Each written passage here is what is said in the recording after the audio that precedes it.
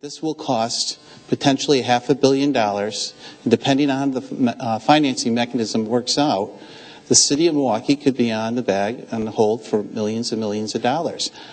And yet, we'll be talking about raising a building that's 25 years old. And I don't even have enough money to raise the properties in the city of Milwaukee right now that are falling apart. I want to begin by saying I believe the Bucks are an important regional asset.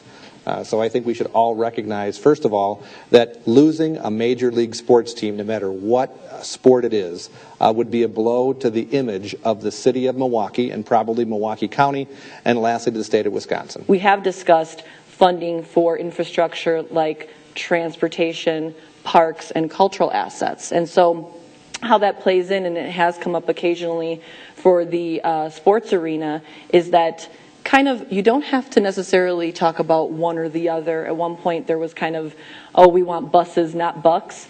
I would say we want buses and bucks. What level of public resources can we realistically afford? And from that standpoint, we're going to, if Milwaukee is to invest in it, it definitely can't do it by itself. It must be regional. It must have some state partners. But again, I don't think any of us want to see the Bucks go. At full disclosure, I think now 12-year season ticket holder at the Bucks. The worst thing we could do on a decision like this is to have it happen by default. Nobody wants to get blamed or committed or look like they're spending resources irresponsibly, and they're right not to. But also, everybody understands that this is an opportunity, and if we lost it, and we're sitting here in 2017 in this hall, and you're asking us, how did it happen?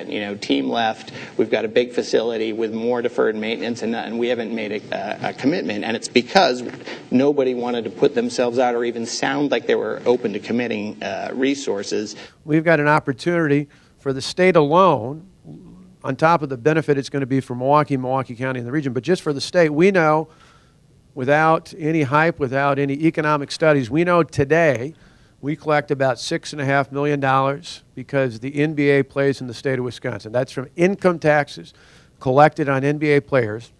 That's not out of hype or an economic study. That's actual dollars that we collect in the state of Wisconsin.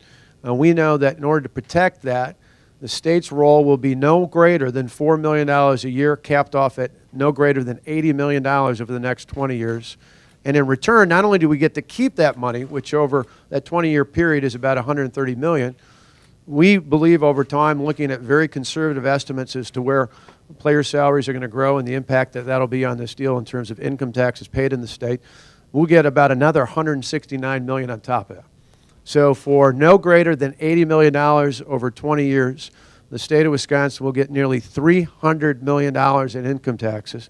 That's a $3 to 1 return on investment. I think anybody investing in the world and a small business would say that's a pretty good return on investment. And what's great about this arena is it's adaptable and it's flexible. And so we'll be able to do really, I think, any sort of event here that you can think of.